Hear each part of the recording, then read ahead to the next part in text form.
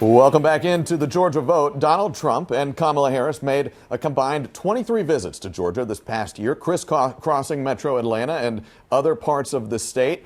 In the end, it is Trump taking the 16 electoral votes of Georgia on his way to winning a second term as president.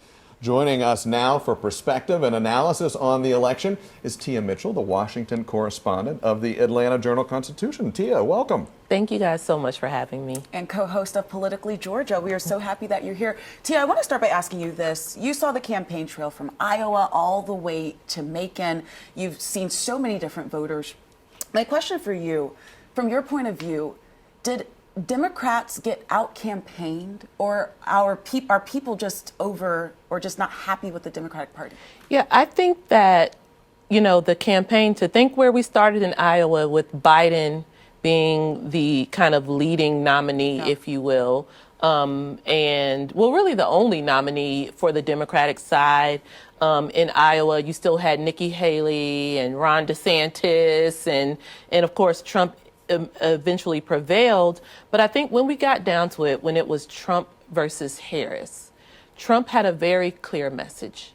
And Harris had a pretty clear message, too. And I think voters made a choice. And, we'll continue to unpack what those choices were, what those choices mean, what the choices tell us about who has the political power in America and what they hope to do with it. But I think really at the end of the day, voters chose Trump. There were and on the Harris camp, some of it was anti-Trump, some of it was pro-democracy, pro-Democrat, and some of it was pro-Harris. But Trump got votes for him, for his message. And you're talking about a real decisive victory for former president, now President-elect Trump, and also many other Republicans.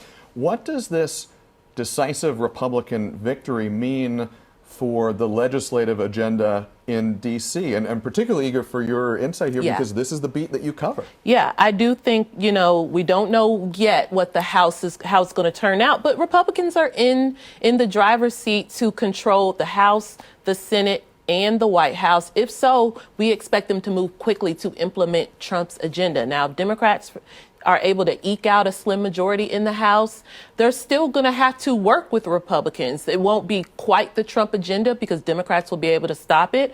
But at the end of the day, the White House kind of leads, and it still is going to be Trump being able to say what he would like Congress to do.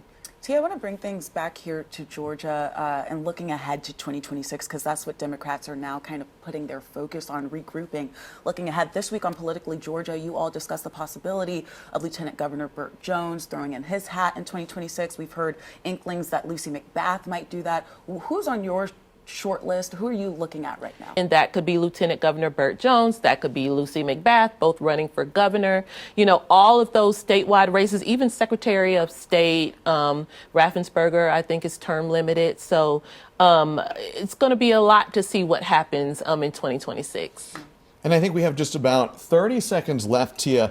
Quickly here, in the years between now and 2026, what kind of role do you anticipate in Congress for folks like Representative Mike Collins, Representative Marjorie Taylor Greene, who are really prominent fixtures in President Trump's campaign this cycle? Yeah, so we don't know if Marjorie Taylor Greene might be seeking a role in the Trump administration. She said, for example, she would like to be the Homeland Security Secretary over border security.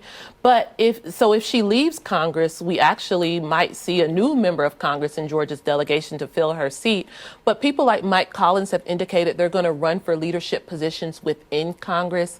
Andrew Clyde could have more of a voice. He's pretty conservative, but he's been showing up. Brian Jack, the newest member of Georgia's delegation, worked for Trump in Trump's White House. We expect him to be a leading voice as well. All right. Well, thank you so much for coming on. We want to talk to you for so much more time. We are time limited right now, but hopefully we'll have you back, Tia. Thank you so much.